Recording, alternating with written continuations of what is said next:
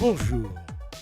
Après l'échec du président à former une majorité absolue à l'Assemblée nationale, ses adversaires estiment sa légitimité politique atteinte.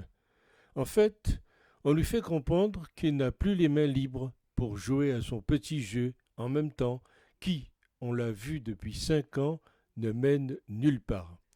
Il devra modifier son programme pour l'adapter à ceux de ses opposants. Mais à l'écouter avant-hier, il n'est pas prêt à le faire. C'est là un exemple de la signification du mot macroné ou de la stratégie de l'immobilisme ou du un pas en avant, deux pas en arrière ou encore de la com sans rien dire de concret. Sa légitimité institutionnelle n'est pas mise en doute. Simplement, un président de la République a démissionné une fois mis en minorité et prétendre gouverner seul avec moins de 12,5% des votes aux législatives comporte des limites pratiques. Par conséquent, il doit travailler avec les oppositions pour l'intérêt du pays et s'il n'est pas capable de faire l'exercice, alors qu'il laisse sa place car il n'y a pas à tortiller, à louvoyer. Dans les circonstances actuelles, il faut du net, de la clarté pour la gouvernance du pays.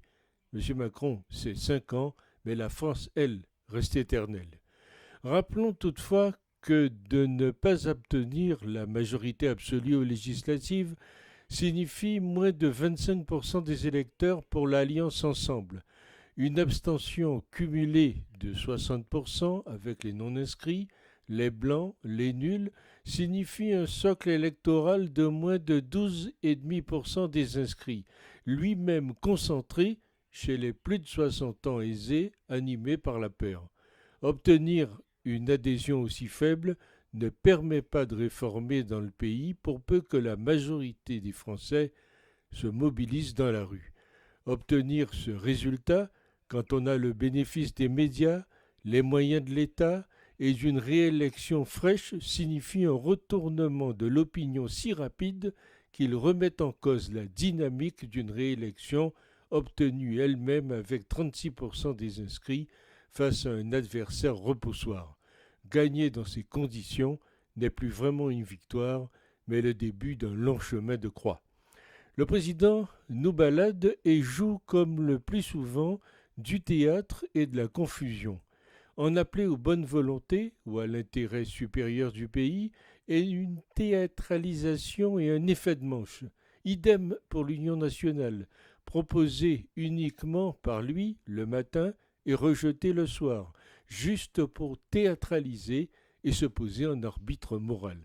Ce qui change, c'est que les députés ensemble vont devoir travailler un peu plus qu'avant, être plus assidus pendant les séances, faute de quoi ils pourraient être minoritaires au moment de certains votes. Ensemble devra accepter plus d'amendements pour garantir le vote de ces projets de loi.